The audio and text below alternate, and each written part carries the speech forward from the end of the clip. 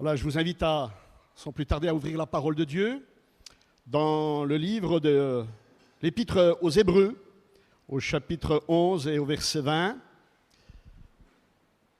L'Épître aux Hébreux,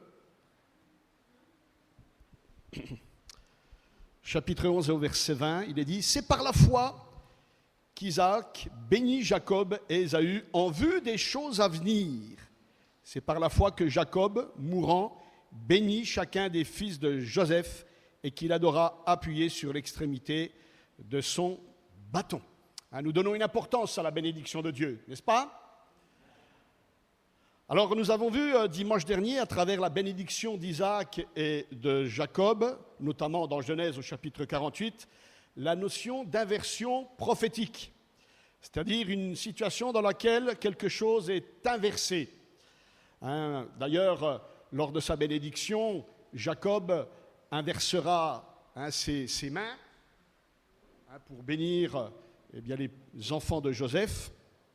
Et à travers la bénédiction du droit d'aînesse, nous avons vu comment le premier, l'aîné, devient le deuxième, et le deuxième, le cadet, devient le premier, c'est-à-dire l'aîné. Situation permise et voulue de la part de Dieu, comme nous l'avons lu, en vue des choses à venir. Alléluia. Parce que Dieu, il te voyait, Dieu, il nous voyait. Amen. En vue des choses à venir. Inversion qui annonçait prophétiquement notre intégration, nous les nations, les non-juifs, au peuple de Dieu, Israël, c'est-à-dire le changement de l'élection à l'adoption.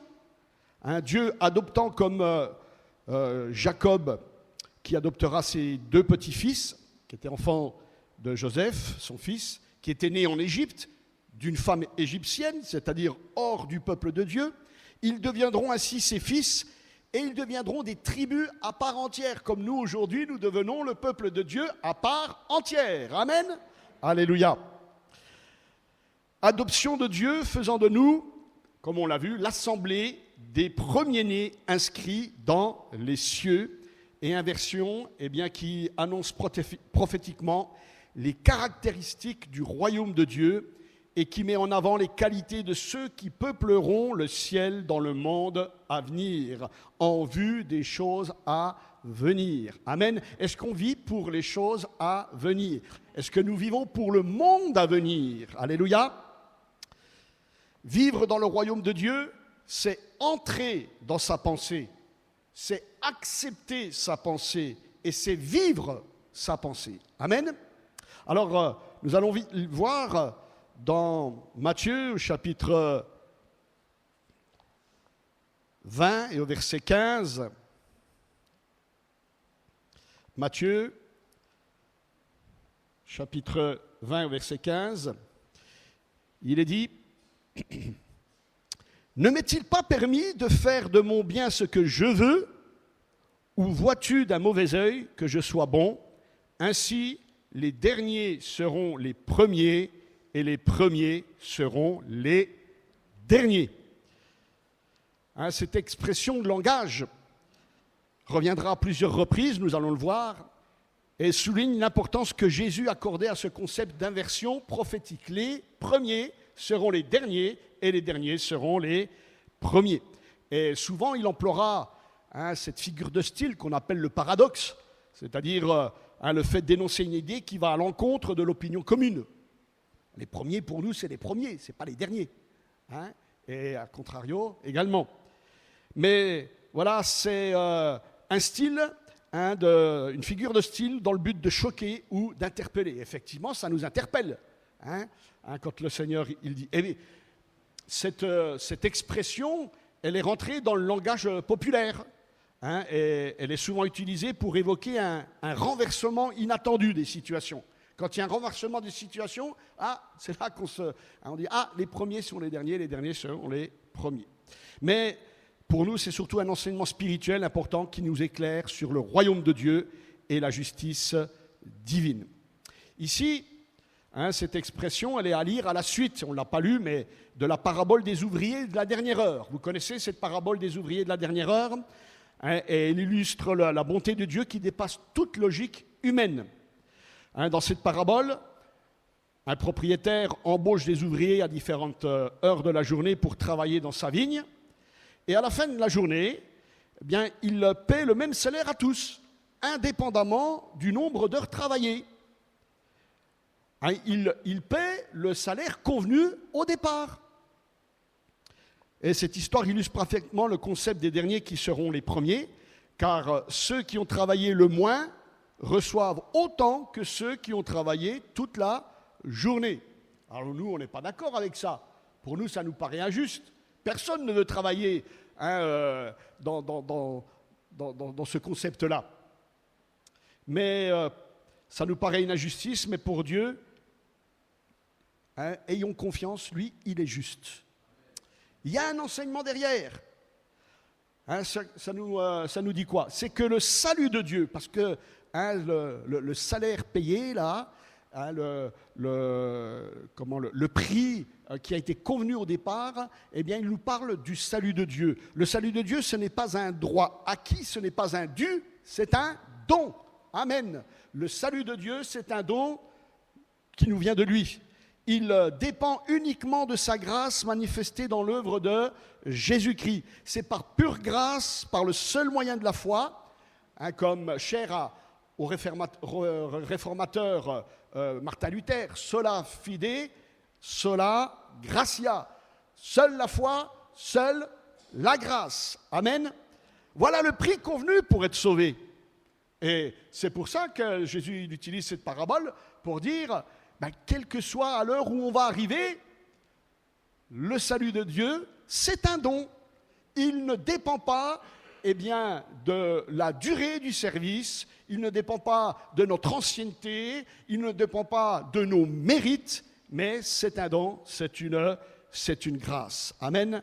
Cette inversion prophétique nous enseigne que la grâce de Dieu n'est pas basée sur les mérites humains ou la durée du service, mais sur sa miséricorde infinie. Dans Galates, au chapitre 2 et au verset 16, il est dit « Néanmoins, sachant que ce n'est pas par les œuvres que l'homme est justifié, mais par la foi en Jésus-Christ, nous aussi, nous avons cru en Jésus-Christ. » Amen.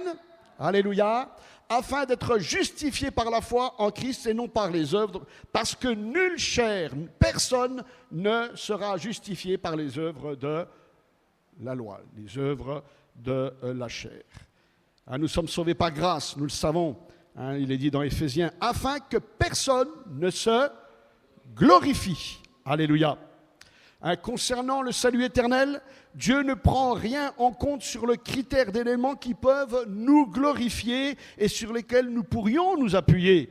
Le seul critère, c'est la foi. Nous avons cru en Christ, Jésus-Christ, c'est la repentance, c'est-à-dire notre humiliation devant Dieu et notre conversion par la foi dans l'œuvre méritoire de Christ à la croix uniquement.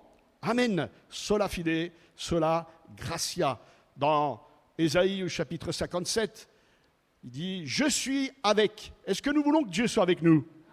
Je suis avec l'homme contrit et humilié afin de ranimer les esprits humiliés, afin de ranimer les cœurs contrits. Amen. Le cœur contrit, c'est celui qui reconnaît qu'il a offensé Dieu. C'est ça, c'est sur ce critère-là que Dieu nous accorde son salut.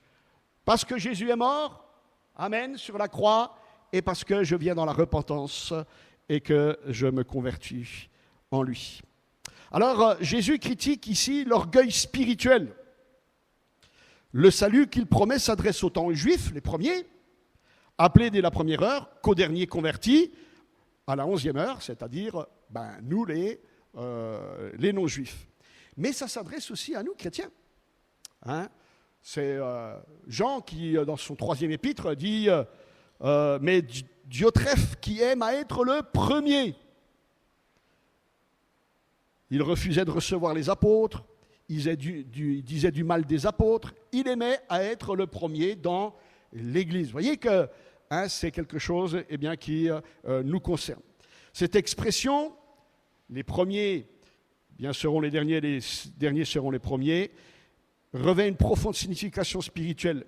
elle suggère que ceux qui se considèrent comme premiers, en termes de statut spirituel, on va dire, comme Diotrephe, ou en termes de premiers en statut social, pourraient être surpris de se retrouver derniers aux yeux de Dieu. Parce que le plus important, ce n'est pas comment nous on se voit, ce n'est pas comment les autres ils nous voient, c'est comment Dieu, lui, il nous voit. C'est ça le plus important. Et inversement, ceux qui sont considérés comme derniers par la société ou les autres pourraient être les premiers à recevoir la grâce divine. C'est Jacques qui, dans son épître, Jacques il y va fort avec les riches, c'est-à-dire les premiers avec un statut social. Il dit « Écoutez mes frères bien-aimés, Dieu n'a-t-il pas choisi les pauvres aux yeux du monde pour qu'ils soient riches en la foi et héritiers du royaume. » Amen. Voilà encore une inversion spirituelle, une inversion prophétique.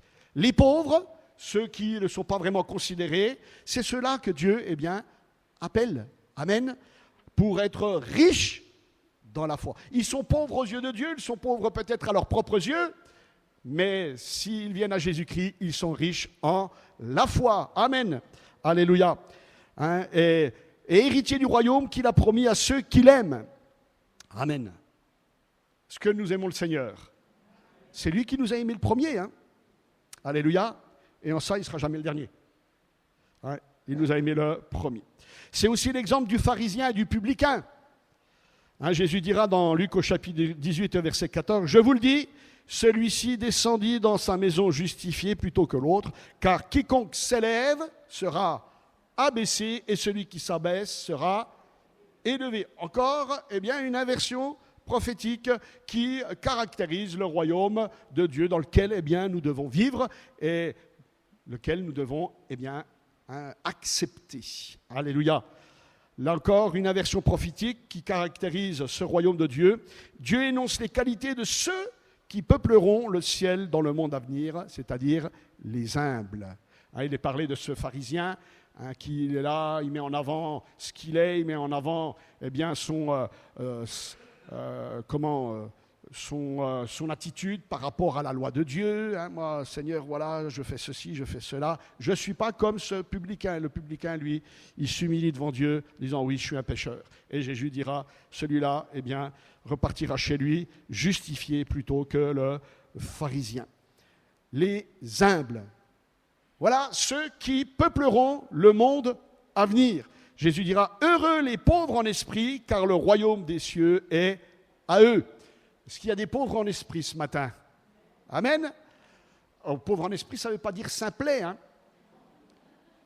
Ça veut dire des gens qui acceptent l'humilité, de s'abaisser, parce que c'est eux que Dieu élèvera. Dans Jacques, il est dit, soumettez-vous donc à Dieu, résistez au diable, et il fuira loin de vous. Approchez-vous de Dieu, et il s'approchera de vous. Nettoyez vos mains pécheurs, purifiez vos cœurs comme des hommes irrésolus. Sentez votre misère, soyez dans le deuil et dans les larmes, que votre rire se change en deuil et votre joie en tristesse. Voyez, l'abaissement, s'humilier. Humiliez-vous devant le Seigneur et il vous élèvera. Amen. Alléluia. S'humilier, c'est un abaissement. L'humilité, c'est ce qui nous élève dans le royaume de Dieu. Et il nous faut l'humilité dans nos rapports générationnels. Il est dit dans 1 Pierre, au chapitre 5 et au verset 5, « De même, vous qui êtes jeunes, soyez soumis aux anciens. Et tous, dans vos rapports mutuels, revêtez-vous d'humilité, car Dieu résiste aux orgueilleux. » Jeunes comme moins jeunes, on parle de l'orgueil de la jeunesse. Mais l'ancienneté n'est pas exempt d'orgueil. C'est pour ça qu'il est dit, vous et tous dans vos rapports mutuels, revêtez-vous d'humilité, car Dieu résiste aux orgueilleux, mais il fait grâce aux humbles. Humiliez-vous donc sous la puissante main de Dieu, afin qu'il vous élève au temps convenable. Ne vous inquiétez pas, Dieu est juste. Il confirme sa parole. Si je sais m'abaisser, si je sais vivre en toute humilité, au temps convenable, au temps de Dieu, ça viendra, alléluia, croyez-le, il vous élèvera. Amen. Et déchargez-vous sur lui de tous vos soucis, car lui-même prend soin de vous. Amen. Alléluia. Voilà, parce que pour être élevé, il ne faut pas qu'on soit, c'est comme les ballons de baudruche, il faut que ça soit léger. Les soucis, eux, ça plombe. Déchargez-vous sur lui de tous vos soucis, car lui-même prend soin de vous. Amen. Alors, c'est une leçon d'humilité dans la rédemption. Cette inversion prophétique est une leçon d'humilité et dans la rédemption, elle nous enseigne l'humilité et l'égalité devant Dieu. Et c'est un des mystères de la rédemption.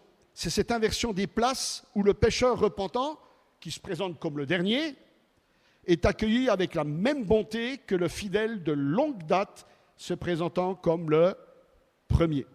C'est la leçon du fils prodigue et du frère resté fidèle dans la maison du Père. Vous connaissez l'histoire. Le Père va se réjouir d'une joie ineffable du retour du Fils, alors que le Fils aîné, lui, qui était resté fidèle dans la maison, il va se fâcher. Il n'est pas d'accord. Mais Jésus, qu'est-ce qu'il avait dit juste avant de raconter l'histoire du Fils prodigue? De même, je vous le dis, il y aura plus de joie dans le ciel pour un seul pécheur qui se repent que pour 99 justes qui n'ont pas besoin de repentance. Il y a des justes parmi nous? Il n'y en a pas beaucoup. Ça, vous avez compris le concept, c'est parce que, oui, nous devons accepter notre sort en tant que justes. Alléluia. La justice divine révèle un aspect de la grâce divine. Le bienfait, ça, il ne faut pas l'oublier, c'est que le bienfait accordé au dernier n'appauvrit pas le premier. On l'a vu avec Israël. Nous, les derniers, nous passons les premiers, nous devenons à part entière peuple de Dieu. Israël va être mis à l'écart, mais ce n'est pas un rejet total, on l'a vu, et ils ne perdent pas leurs prérogatives. Donc, le bienfait accordé au dernier n'appauvrit pas le premier. C'est ce que le père dira au fils aîné, mais n'étais-tu pas là dans la maison et n'avais-tu pas à ta disposition tout ce qui était à moi et qui est à toi? C'est également le cas des justes, ceux qui sont restés fidèles dans la maison du Père. Mais nous devons nous réjouir pour tout rétrograde qui revient vers le Seigneur. Nous devons nous réjouir de tout pécheur qui se tourne vers le Seigneur et ne pas avoir l'attitude du frère aîné qui n'avait pas ou plus la notion de la valeur d'une âme perdue devant Dieu. Est-ce que nous avons la notion de la valeur d'une âme perdue? Vous savez, c'est ce qui a fait quitter Jésus le ciel. Il voyait notre âme, il voyait ton âme perdue. C'est pourquoi il a quitté les richesses de son ciel pour venir sur la terre. Et il a accepté de devenir pauvre pour nous enrichir. Amen. Dieu regarde l'intention des cœurs au-delà de la durée. Il nous appelle à l'espérance et à la persévérance. On va le voir dans Luc, au chapitre 13. Luc, au chapitre 13 et au verset 23. Je vous l'ai dit que cette expression le revenait à plusieurs reprises.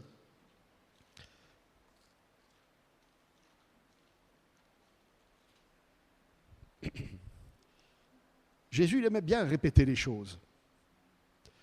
C'est le but de la pédagogie, répéter, pour que ça rentre. Alors des fois, nous, ça peut nous barber, les répétitions, mais il faut que ça rentre, pour que nous puissions les accepter et les vivre. Alors, il dira dans Luc au chapitre 13 et au verset 23, quelqu'un lui dit, « Seigneur, n'y a-t-il que peu de gens qui soient sauvés ?» Il leur répondit, « Efforcez-vous d'entrer par la porte étroite, car je vous le dis, beaucoup chercheront à entrer et ne le pourront pas. Quand le maître de la maison se sera levé et aura fermé la porte, et que vous, étant dehors, vous commencerez à frapper à la porte en disant « Seigneur, Seigneur, ouvre-nous !»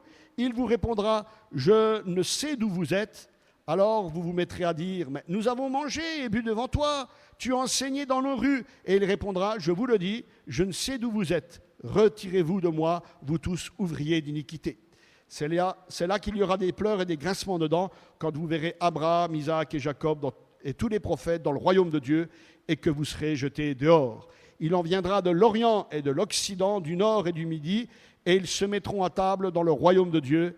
Et voici, il y en a des derniers qui seront les premiers, et des premiers qui seront les derniers. Alors bien sûr, Jésus il s'adresse ici directement à ceux qui l'écoutaient, aux juifs pharisiens, aux scribes, etc.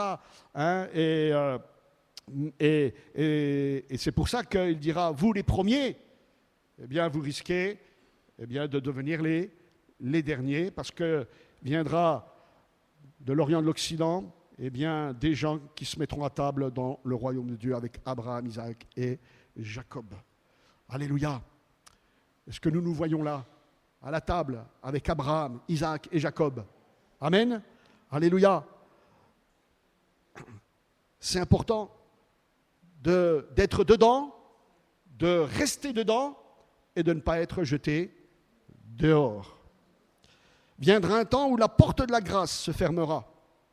L'enjeu, comme je viens de le dire, ce n'est pas d'être dehors, mais dedans, dans le royaume de Dieu. L'important, c'est d'être toujours connu de Dieu. Parce que là, il dira, mais Seigneur, on était là, on était devant toi, on a mangé, on a bu, tu as enseigné, nous t'avons entendu. Et il a dit, je ne sais d'où vous êtes, retirez-vous de moi, vous tous ouvriers d'iniquité. Je ne sais d'où vous êtes, je ne vous connais pas.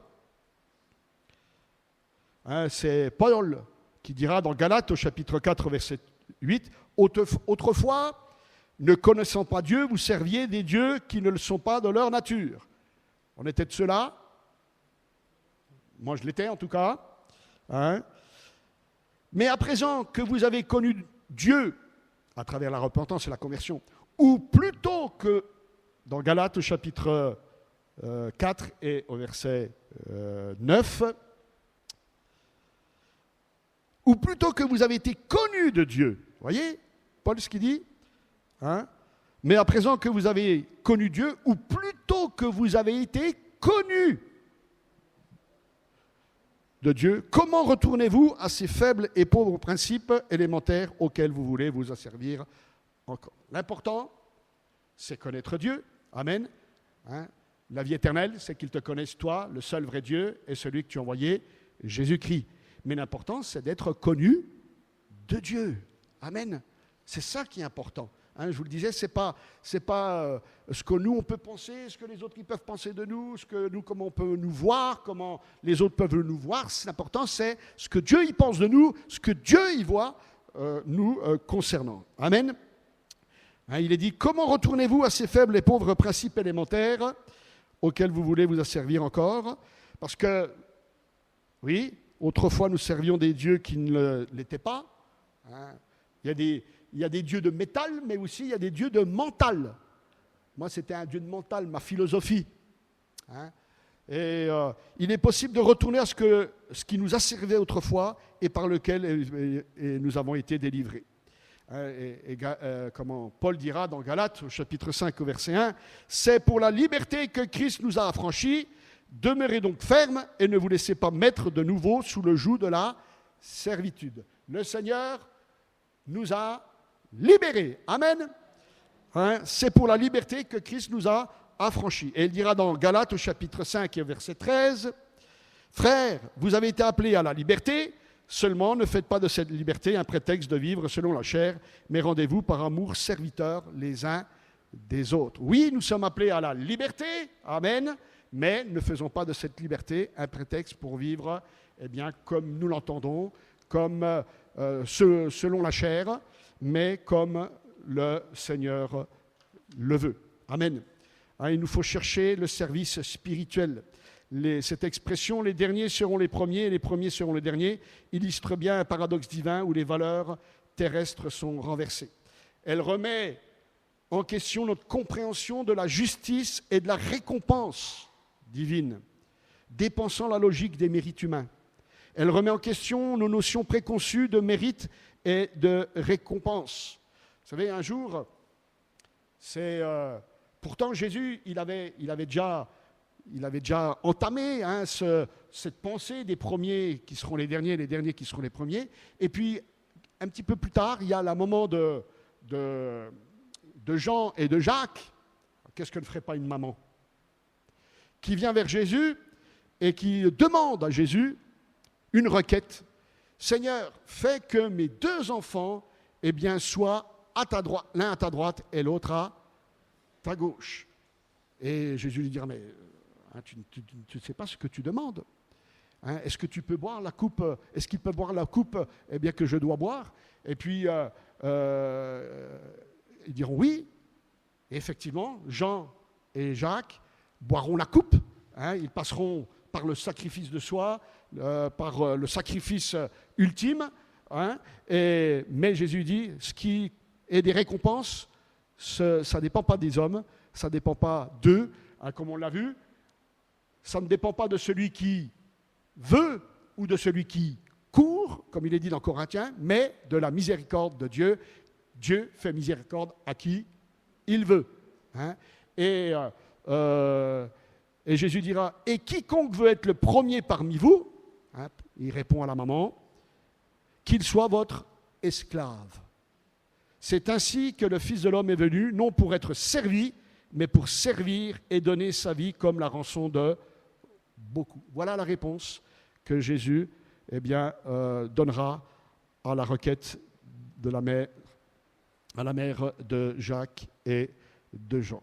Quiconque veut être le premier, qu'il soit esclave. Ouh là là là là là là là là. C'est les paroles de Jésus. On accepte ces paroles? Vivre dans le royaume de Dieu, c'est accepter la pensée de Dieu. Alors dans Marc au chapitre 10, on le retrouve encore, dans Marc au chapitre 10,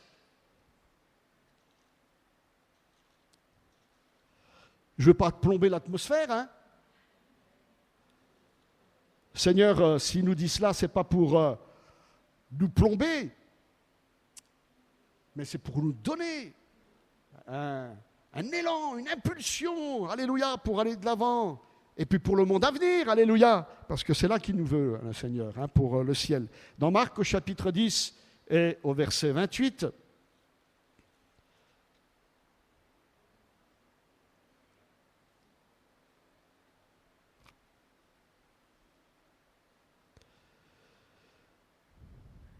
Pierre se mit à lui dire, « Voici, nous avons tout quitté et nous t'avons suivi. » Jésus répondit, « Je vous le dis en vérité, il n'est personne qui ayant quitté à cause de moi et à cause de la bonne nouvelle sa maison. » Qui a une maison parmi nous? Ou ses frères, ou ses sœurs, ou sa mère, ou son père, ou ses enfants, ou ses terres, ne reçoivent au centuple présentement dans ce siècle-ci des maisons, des frères, des sœurs, des mères, des enfants, des terres, avec des persécutions. On est d'accord avec ça? Jésus ne nous cache rien. Dieu ne nous cache rien. Si nous suivons le Maître, nous serons persécutés. Et dans le siècle à venir, la vie éternelle. Plusieurs des premiers seront les derniers, et plusieurs des derniers seront les premiers.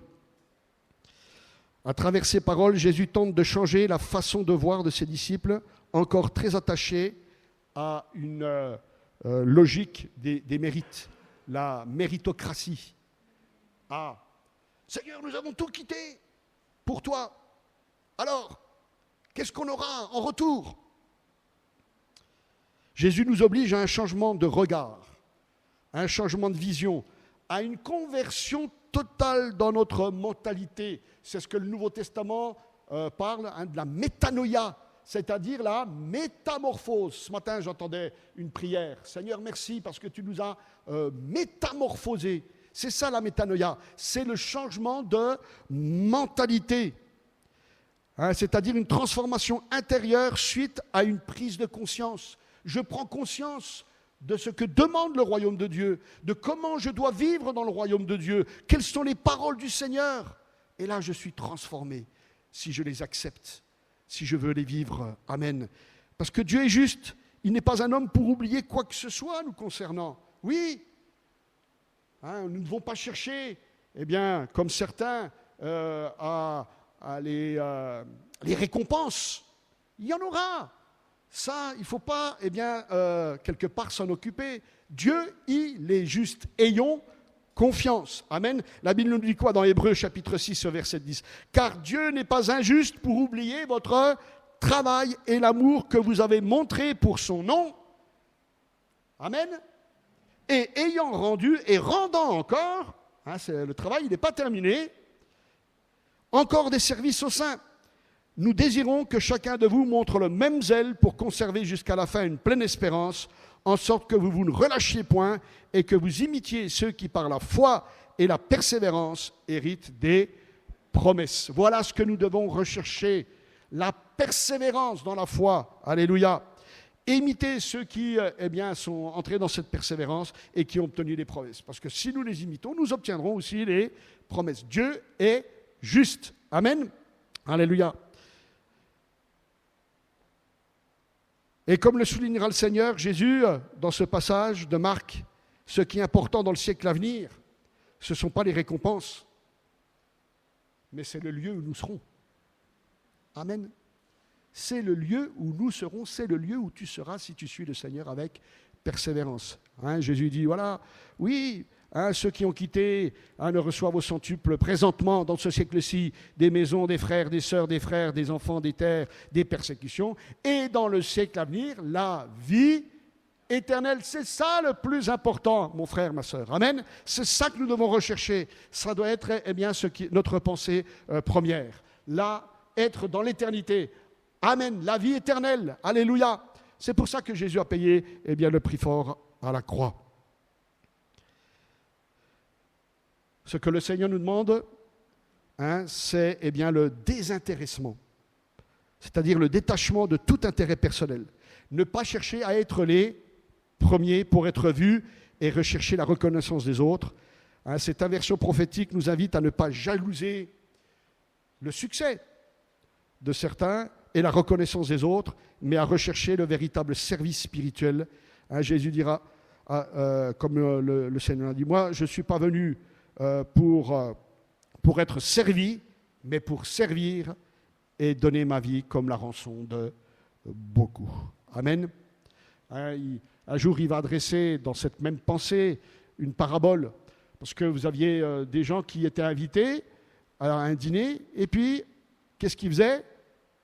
Ça, c'est la nature de l'homme. Hop, ils prenaient les premières places à table.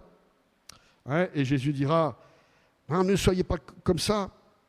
Lorsque tu seras invité par quelqu'un à des zones, ne te mets pas à la première place, de peur qu'il n'y ait parmi les invités une personne plus éminente que toi, et que l'on te demande, cède ta place pour celui qui est plus éminent que toi. Et là, tu es obligé d'aller à la dernière.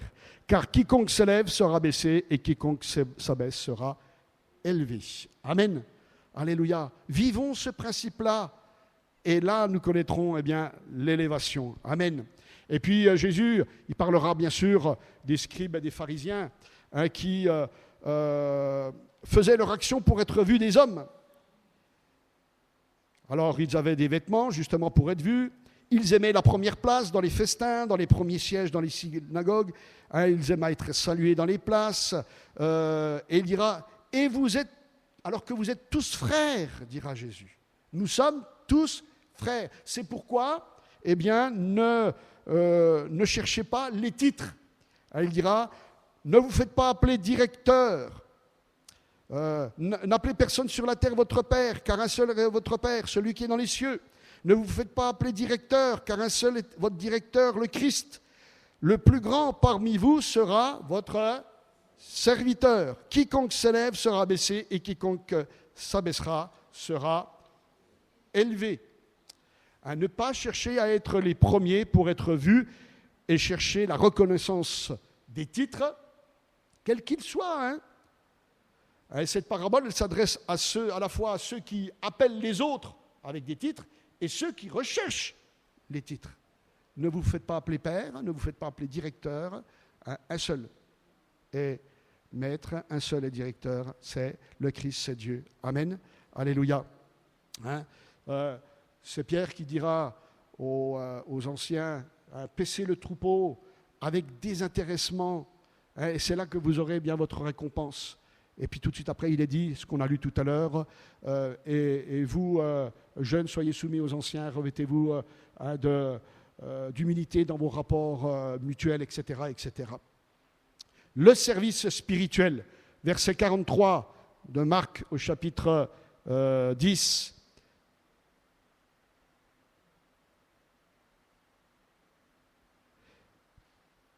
Il n'en est pas de même au milieu de vous, ça ne doit pas être comme cela. Mais quiconque veut être grand parmi vous, qu'il soit votre serviteur, et quiconque veut être le premier parmi vous, qu'il soit esclave de tous, car le Fils de l'homme est venu non pour être servi, mais pour servir et donner sa vie comme la rançon de beaucoup. Qu'il n'en soit pas de même pour vous, dira Jésus. Mais le plus grand, c'est-à-dire le premier, parmi vous, soit comme le plus petit, le dernier, et celui qui gouverne comme celui qui sert. Car quel est le plus grand? Celui qui est à table ou celui qui sert? N'est-ce pas celui qui est à table? Et moi, cependant, nous avons un exemple. C'est l'exemple du Seigneur. Et moi, cependant, je suis au milieu de vous comme celui qui sert. Amen. Il y a là encore une inversion prophétique qui nous enseigne sur le caractère de ceux qui peupleront le ciel dans le monde à venir. Et Jésus proclame encore là un renversement total des valeurs. La grandeur n'est pas attachée à la puissance, mais à la volonté de servir. C'est cela que Dieu, c'est à cela que Dieu regarde. Tel est l'ordre du royaume de Dieu. Contrairement à l'opinion courante du monde, c'est le fait de donner et non celui de recevoir qui constitue la vraie grandeur de Dieu. Donnez et vous recevrez. C'est le fait de donner et non celui de recevoir qui constitue en grande partie la vraie joie de la relation entre époux. Si on veut que ça marche, alors il faut savoir donner et pas nous attendre toujours à recevoir. Ce n'est pas les valeurs du royaume de Dieu. Et Paul, il reprendra, et je terminerai par ce passage, il reprendra cette pensée dit d'une autre manière.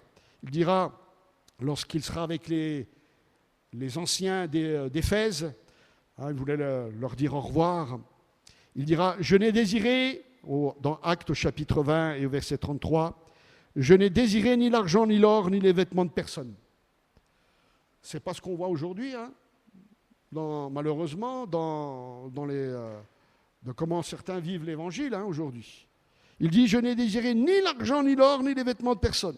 Vous savez vous-même que ces mains ont pourvu à mes besoins et à ceux des personnes qui étaient avec moi. Je vous ai montré de toute manière que c'est en travaillant ainsi qu'il faut soutenir les faibles et se rappeler les paroles du Seigneur. Rappelons-nous les paroles du Seigneur qui a dit lui-même, il y a plus de bonheur à donner qu'à recevoir. Amen. Il y a plus de bonheur à donner qu'à recevoir. Ça, ce n'est pas la conception du monde. C'est la conception du royaume de Dieu. Alléluia. Et c'est vrai. Amen. Ce n'est pas une recherche de ses propres intérêts, comme la pensée du monde, mais un renversement des valeurs dans le royaume de Dieu en vue du ciel. Alléluia. Ces inversions prophétiques dont le Seigneur était friand, on va dire, il y en a plus, on les a vues, il y en a plusieurs, elles sont là pour nous conduire à les vivre pour être bénis du Seigneur. Amen. Jacob, Isaac avant, on bénit ses enfants en vue des choses à venir, et nous aussi, alléluia, vivons le royaume de Dieu, entrons dans la pensée de Dieu, en vue du monde à venir, alléluia, là où le Seigneur nous veut. Amen, alléluia. Et c'est là que nous serons approuvés de Dieu et que nous serons bénis du Seigneur. Amen.